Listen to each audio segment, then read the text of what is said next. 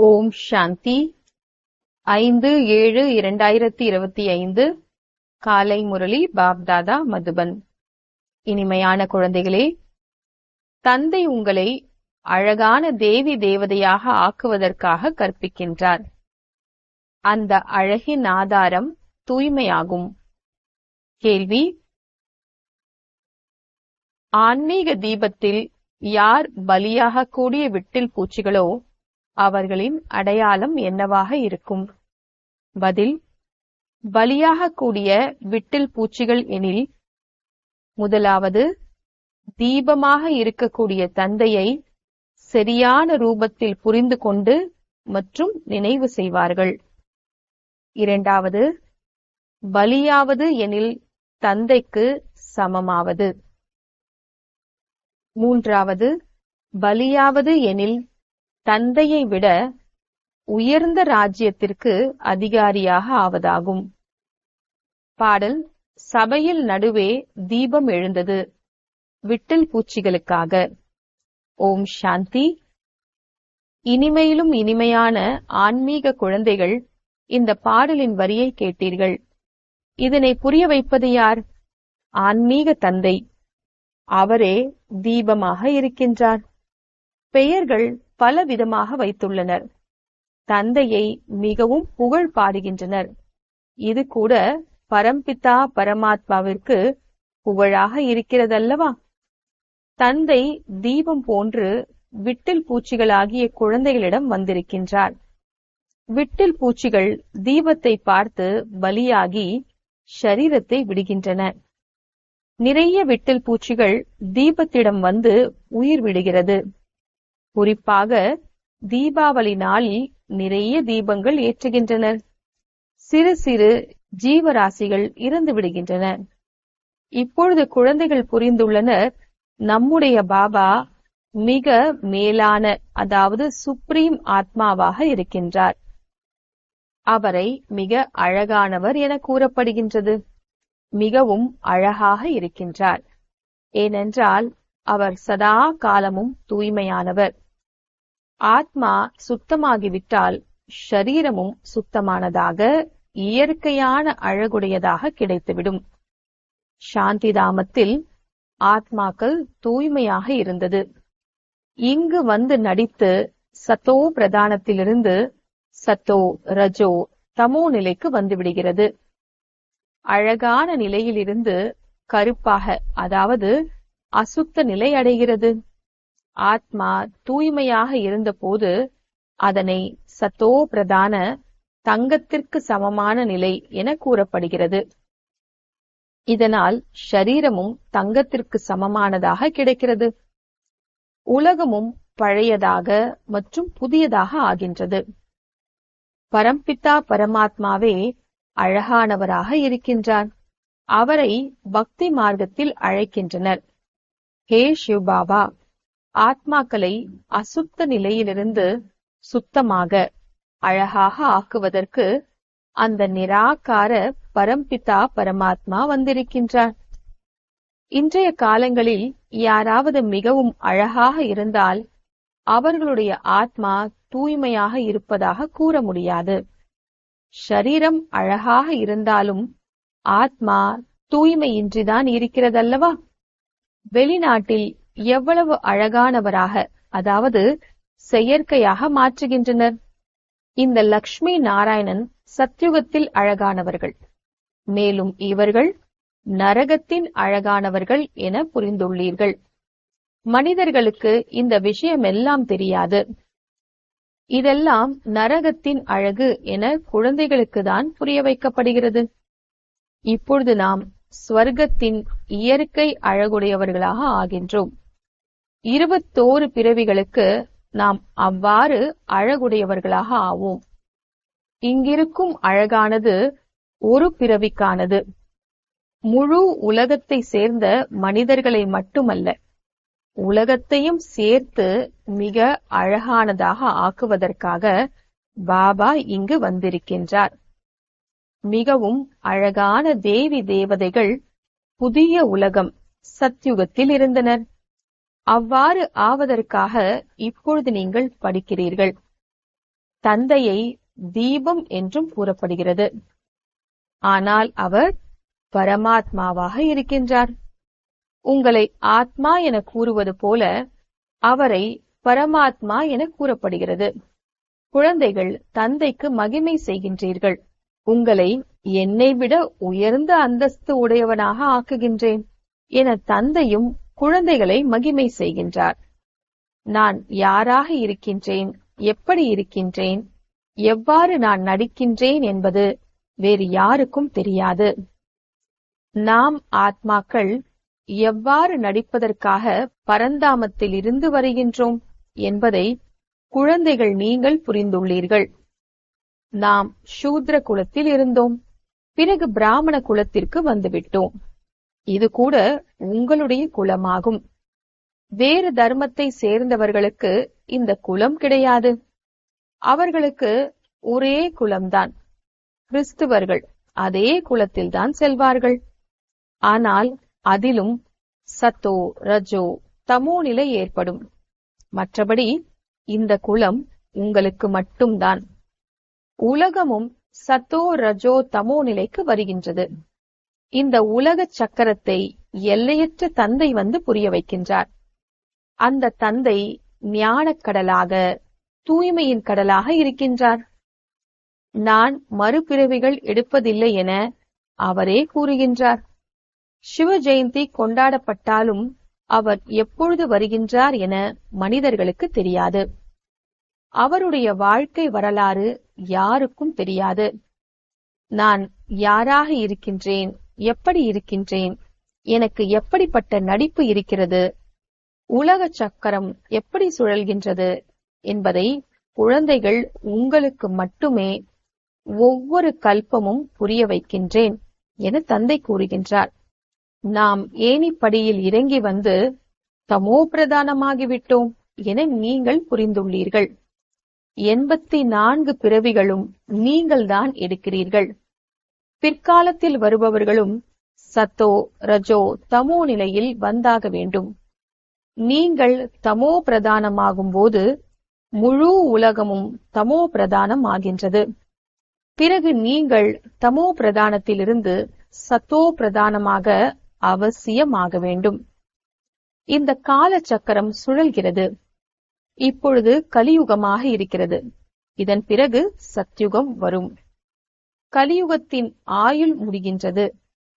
மீண்டும் குழந்தைகளுக்கு ராஜயோகம் கற்றுத் தருவதற்காக நான் சாதாரணமான உடலில் கல்பத்திற்கு முன்பு போல பிரவேசம் செய்கின்றேன் என தந்தை கூறுகின்றார்.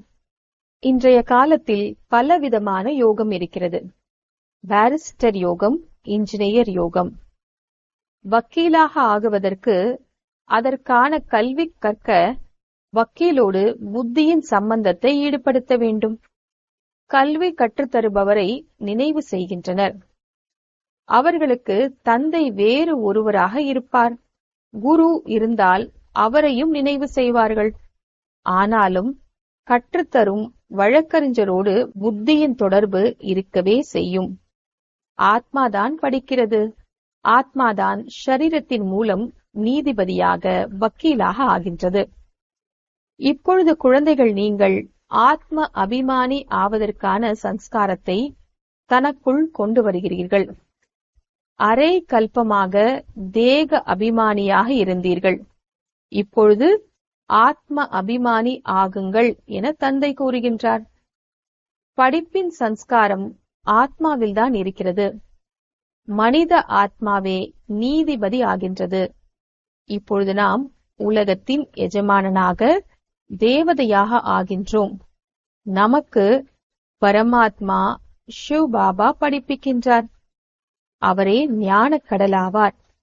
அமைதி மற்றும் பொக்கிஷத்தின் கடலாக இருக்கின்றார். கடலிலிருந்து ரத்தினங்கள், பொக்கிஷம் வெளிப்பட்டதாக காட்டப்படுகிறது. இதெல்லாம் பக்தி மார்க்கத்தினுடையதாகும்.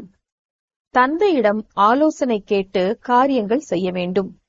இதுதான் அழியாத ஞான ரத்தினம் என தந்தை புரிய வைக்கின்றார்.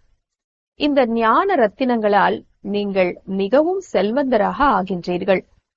மேலும் பிறகு உங்களுக்கு நிறைய வைர வைடூரியங்கள் கிடைக்கும். இந்த ஒவ்வொரு ரத்தினமும் லட்சக்கணக்கான ரூபாய்க்கு சமமானது. ஆக இது உங்களை அவ்வளவு செல்வந்தராக ஆக்கக்கூடியது. பாரதமே நிர்விகாரி உலகமாக இருந்தது என நீங்கள் புரிந்துள்ளீர்கள். அங்கே தூய்மையான தேவதைகள் இருந்தனர். இப்பொழுது கருப்பாக தூய்மையற்றவராக ஆகிவிட்டீர்கள். ஆத்மாக்கள் மற்றும் பரமாத்மா இடையே மேலா, அதாவது சந்திப்பு ஏற்படுகிறது. ஆத்மா ஷரீரத்தில் இருக்கும்போதுதான் கேட்க முடியும். பரமாத்மாவும் ஷரீரத்தில் வருகின்றார்.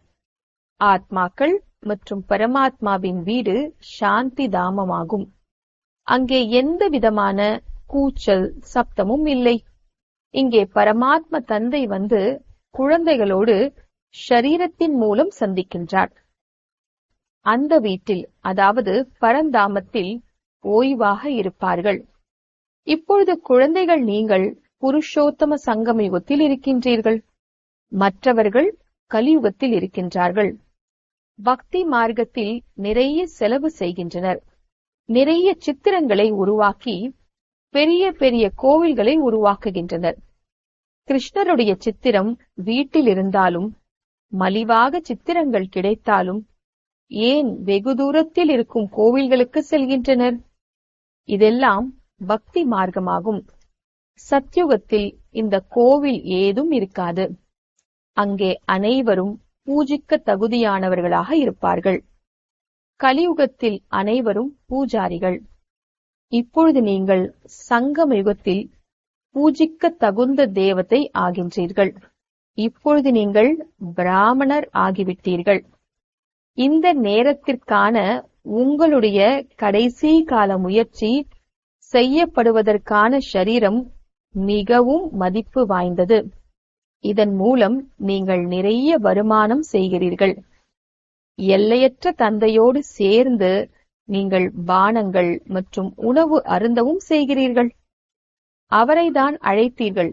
கிருஷ்ணரோடு சாப்பிடுவேன் என கூறுவதில்லை. நீங்கள் தான் தாயும் தந்தையுமாக இருப்பதாக தந்தையை நினைவு செய்கின்றனர். குழந்தைகள் தந்தையோடு சேர்ந்து விளையாடுவார்கள். நாம் அனைவரும் கிருஷ்ணருடைய குழந்தைகள் என கூறுவதில்லை. அனைத்து ஆத்மாக்களும் பரம்பிதா பரமாத்மாவின் குழந்தைகள். நீங்கள் வந்தால் நாங்கள் உங்களோடு சேர்ந்து விளையாடுவோம், சாப்பிடுவோம், அனைத்தும் செய்வோம் என ஆத்மா ஷரீரத்தின் மூலம் கூறுகின்றது. நீங்கள் பாப்தாதா என கூறுகிறீர்கள். ஆக இது உங்கள் வீடாகி விட்டது. பாப்தாதா மற்றும் குழந்தைகள் இருக்கின்றனர். எல்லையற்ற படைப்பவராக பிரம்மா இருக்கின்றார். தந்தை இவருக்குள் பிரவேசமாகி இவரை தத்தெடுக்கின்றார். நீ என்னுடையவர் என இவரிடம் கூறினார். இதுவே முக வம்சாவளியாகும். மனைவியை தத்தெடுக்கின்றார் அல்லவா, அதுவும் முகவம்சாவளி ஆகும். நீ என்னுடையவர் என கூறுகின்றனர். பிறகு அவர்கள் விகாரத்தின் மூலம் குக் வம்சாவளி குழந்தைகளை பெற்றெடுக்கின்றனர். இந்த பழக்கம் எங்கிருந்து வந்தது? நான் இவரை தத்தெடுத்து இருக்கின்றேன் அல்லவா, இவர் மூலம் உங்களை தத்தெடுக்கின்றேன். நீங்கள் என்னுடைய குழந்தைகள். ஆனால் இவர் ஆணாக இருப்பதால் உங்கள் அனைவரையும் பரிபாலனை செய்வதற்காக சரஸ்வதியையும் தத்தெடுத்திருக்கின்றேன். அவருக்கு மாதா என்ற பட்டம் கிடைத்தது. சரஸ்வதி நதியாகவும் மாதாவாகவும் ஆகிவிட்டார். தந்தை கடலாக இருக்கின்றார். இவரும் கூட கடல் மூலம் உருவானவர் ஆவார். பிரம்மபுத்திரா நதி மற்றும் கடலுக்கு இடையில் மிகப்பெரிய மேளா நடக்கிறது. அப்படிப்பட்ட மேளா வேறு எங்கும் நடப்பதில்லை. மற்றபடி நதிகளுக்கான மேளா நடக்கிறது. இங்கு ஆத்மாக்கள் மற்றும் பரமாத்மாவுக்கு இடையிலான சந்திப்பாகும். அவரும் கூட ஷரீரத்தில் வரும்போதுதான் மேளா ஏற்படுகிறது. நான் மிகவும் அழகானவனாக இருக்கின்றேன். நான் இவருக்குள் ஒவ்வொரு கல்பமும் பிரவேசம் செய்கின்றேன். என தந்தை கூறுகின்றார். இதுவும் நாடகத்தில் பதிவாகி உள்ளது. உங்களுடைய புத்தியில் முழு காலச்சக்கரம் இருக்கின்றது. இதற்கான ஆயுட்காலம் 5000 ஆண்டுகளாகும். இந்த எல்லையற்ற பிலிம் மூலம் எல்லைக்கு உட்பட்ட திரைப்படத்தை உருவாக்குகின்றனர். எது கடந்து முடிந்ததோ அது மீண்டும் நிகழும். நிகழ்காலம் பிறகு எதிர்காலத்தில் நடக்கும். பிறகு அது கடந்த காலமாகிவிடும். கடந்த காலமாக எவ்வளவு காலமாகின்றது? புதிய உலகம் வந்து பிறகு எவ்வளவு காலமாகிவிட்டது? 5000 ஆண்டுகள். இப்பொழுது நீங்கள் சுய தரிசன சக்கரதாரியாக இருக்கின்றீர்கள். நாம் முதலில் பிராமணனாக இருந்தோம், பிறகு தேவதையாக ஆவோம் என நீங்கள் புரிய வைக்கின்றீர்கள். குழந்தைகள், உங்களுக்கு இப்பொழுது தந்தை மூலமாக சாந்திதாமம் மற்றும் சுகதாமத்திற்கான பிராப்தி கிடைக்கின்றது. 3 தர்மத்தினை ஒரே நேரத்தில் தந்தை உருவாக்குகின்றார். மற்ற அனைத்தையும் விநாசம் செய்ய வைக்கின்றார். உங்களை வீட்டிற்கு திரும்ப அழைத்து செல்ல சத்குரு தந்தை கிடைத்துள்ளார். ஷரீரத்தை முடித்து விடுங்கள், எங்களை சத்கதிக்கு அழைத்து செல்ல வாருங்கள் என அழைக்கின்றனர். அப்படிப்பட்ட யுக்தியை சொல்லுங்கள். அதாவது, நாங்கள் ஷரீரத்தை விட்டுவிட்டு சாந்திதாம் செல்ல வேண்டும் என கூறுகின்றனர். மனிதர்கள் குருமார்களிடம் இதற்காக தான் செல்கின்றனர். ஆனால் அந்த குருமார்கள் ஷரீரத்திலிருந்து விடுவித்து தன்னோடு கூடவே அழைத்து செல்ல முடியாது. ஒரு தந்தை மட்டுமே பதீத பாவனன் ஆவார். ஆகவே அவர் வரும்போது அவசியம் தூய்மையாக வேண்டும். தந்தையை மட்டுமே காலனுக்கெல்லாம் காலன், மகா காலன் என கூறப்படுகின்றது. அனைவரையும் ஷரீரத்திலிருந்து விடுவித்து தன்னோடு அழைத்து செல்கின்றார். இவரே சுப்ரீம் வழிகாட்டியாக இருக்கின்றார். இந்த கெட்டுப்போன ஷரீரத்தின் பந்தனத்திலிருந்து விடுபட விரும்புகின்றனர். ஷரீரத்தை விட்டால் பந்தனம் நீங்கும் என புரிந்துள்ளனர். இப்பொழுது உங்களை இந்த அசுர பந்தனங்களில் இருந்து விடுவித்து சுகமான தெய்வீக சம்பந்தத்திற்கு அழைத்து செல்கின்றேன் என தந்தை கூறுகின்றார். நாம் சாந்திதாமம் வழியாக சுகதாமம் செல்வோம் என நீங்கள் புரிந்துள்ளீர்கள். பிறகு துக்கதாமத்திற்கு எப்படி வருவோம் என்பதையும் நீங்கள் புரிந்துள்ளீர்கள். உங்களை கருப்பான நிலையிலிருந்து அழகான நிலை அடைய வைப்பதற்கு பாபா வந்திருக்கின்றார். நான் உங்களுடைய கீழ்ப்படிந்த உண்மையான தந்தையாக இருக்கின்றேன் என தந்தை கூறுகின்றார். தந்தை என்பவர் எப்பொழுதும் கீழ்ப்படிந்தவராக இருப்பார். சேவை நிறைய செய்வார்கள். நிறைய செலவு செய்து படிக்க வைத்து பிறகு அனைத்து செல்வம் சொத்துக்களையும் குழந்தைகளுக்கு கொடுத்துவிட்டு அவர்கள் சாது சந்நியாசியிடம் சேர்ந்து விடுவார்கள். தன்னை விட குழந்தைகளை உயர்வாக ஆக்குவார்கள். நான் உங்களை இரட்டை எஜமானனாக ஆக்குகின்றேன் என தந்தையும் கூறுகின்றார். நீங்கள் உலகத்திற்கு பிரம்மாண்டத்திற்கும் எஜமானர்களாக ஆகின்றீர்கள். உங்களுக்கு இரட்டை பூஜையும் நடக்கிறது. ஆத்ம ரூபத்தில் தேவதா ரூபத்திலும் பூஜை நடக்கிறது. எனக்கு சிவலிங்க ரூபத்தில் மட்டுமே பூஜை நடக்கிறது. நான் ராஜாவாக ஆவதில்லை. உங்களுக்கு எவ்வளவு சேவை செய்கின்றேன். அப்படிப்பட்ட தந்தையை நீங்கள் ஏன் மறக்கிறீர்கள்? ஹே ஆத்மாக்களே, தன்னை ஆத்மா என புரிந்து என்னை நினைவு செய்யுங்கள். இதனால் உங்களுடைய பாவங்கள் அழியும். நீங்கள் யாரிடத்தில் வந்துள்ளீர்கள்? முதலில் தந்தை, பிறகு தாதா. இப்பொழுது தந்தை, பிறகு கிரேட் கிரேட் கிராண்ட்ஃபாதர், அதாவது உயர்ந்ததிலும் உயர்ந்த பாட்டனார், ஆதி தேவ், ஆதாம் எனவும் கூறப்படுகிறது. ஏனென்றால் மிகவும் அதிகமான வம்சம் தோன்றியிருக்கிறதல்லவா? சிவபாபாவை உயர்ந்ததிலும் உயர்ந்த பாட்டனார் என கூறுவதில்லைதானே? ஒவ்வொரு விஷயத்திலும் உங்களை மிகவும் உயர்ந்தவராக ஆக்குகின்றார். அப்படிப்பட்ட பாபா கிடைத்துள்ளார். பிறகு அவரை நீங்கள் ஏன் மறக்கிறீர்கள்? மறந்தால் எப்படி தூய்மையாவீர்கள்? தந்தை தூய்மையாக்குவதற்கு யுக்தி கூறுகின்றார். இந்த நினைவின் மூலமாக அழுக்கு நீங்கும். இனிமையிலும் இனிமையான அன்பான குழந்தைகளே, தேக அபிமானத்தை விட்டு ஆத்ம அபிமானி ஆகுங்கள். தூய்மையாக வேண்டும். காமம் மகா எதிரி. இந்த ஒரு பிறவி மட்டும் எனக்காக தூய்மையாகுங்கள் என தந்தை கூறுகின்றார். எந்த ஒரு கெட்ட காரியமும் செய்யாதீர்கள். எனக்கு மரியாதை செலுத்துங்கள் என லௌகீக தந்தையும் கூறுவார் அல்லவா? பரலோகிக தந்தையும் கூறுகின்றார், நான் தூய்மையாக்க வந்திருக்கின்றேன். எனவே முகத்தை கருப்பாக ஆக்கிக் கொண்டு விடாதீர்கள். இல்லையென்றால் மரியாதையை இழப்பீர்கள். அனைத்து பிராமணர்கள் மற்றும் தந்தையின் மரியாதைகளையும் இழந்து விடுவீர்கள். பாபா, நாங்கள் கீழே விழுந்து விட்டோம், முகத்தை கருப்பாக்கி விட்டோம் என எழுதுகின்றனர். நான் உங்களை அழகாக ஆக்குவதற்காக வந்திருக்கின்றேன். நீங்கள் முகத்தை ஏன் கருப்பாக ஆக்குகின்றீர்கள் என பாபா கூறுகின்றார். நீங்கள் சதா அழகான நிலை அடைய முயற்சி செய்ய வேண்டும். நல்லது.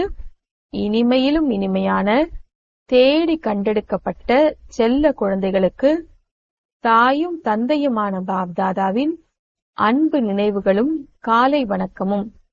ஆன்மீக குழந்தைகளுக்கு ஆன்மீக தந்தையின் நமஸ்தே. ஆன்மீக தந்தைக்கு ஆன்மீக குழந்தைகளின் நமஸ்தே. தாரணைக்கான முக்கிய சாரம். முதலாவது, இந்த கடைசி கால முயற்சி செய்ய பயன்படும் ஷரீரம் மிகவும் மதிப்பு வாய்ந்தது. இப்பொழுது நிறைய வருமானம் செய்ய வேண்டும். எல்லையற்ற தந்தையோடு சேர்ந்து சாப்பிட வேண்டும், அருந்த வேண்டும். அனைத்து சம்பந்தங்களையும் அனுபவம் செய்ய வேண்டும். இரண்டாவது, தந்தைக்கும் மற்றும் இந்த பிராமண குடும்பத்தினருக்கும் இழுக்கு ஏற்படுவது போன்று எந்த காரியத்தையும் செய்யக்கூடாது. ஆத்ம அபிமானியாகி முற்றிலும் தூய்மையாக வேண்டும். நினைவின் மூலம் பழைய அழுக்குகளை, அதாவது பாவங்களை நீக்க வேண்டும். வரதானம். கேட்பதன் கூடவே சொரூபமாகி மனதின் மனோரஞ்சனம் மூலம் சதா சக்திசாலி ஆத்மா ஆகுக. கேட்பதன் கூடவே சொரூபமாகி மனதின் மனோரஞ்சனம் மூலம் சதா சக்திசாலி ஆத்மா ஆகுக. விளக்கம். தினமும் மனதில் சுயத்திற்காக மற்றும் பிறருக்காக ஊக்கம் உற்சாகம் நிறைந்த சங்கல்பத்தினை கொண்டு வாருங்கள். சுயம் தானும் அந்த சங்கல்பத்தின் சொரூபம் ஆகுங்கள் மற்றும் பிறருடைய சேவையிலும் ஈடுபடுத்துங்கள். அப்பொழுது தன்னுடைய வாழ்க்கையும் சதா காலத்திற்கு உற்சாகமானதாக ஆகிவிடும் மற்றும் பிறருக்கும் கூட உற்சாகம் கொடுக்கக்கூடியவராக ஆகிவிடுவீர்கள். எவ்வாறு மனோரஞ்சனத்திற்காக, அதாவது கேளிக்கைக்காக நிகழ்ச்சி நடைபெறுகின்றதோ அவ்வாறு தினமும் மனதின் மனோரஞ்சனத்திற்காக நிகழ்ச்சியை உருவாக்குங்கள். என்ன கேட்கிறீர்களோ அதன் சொரூபமாகுங்கள்.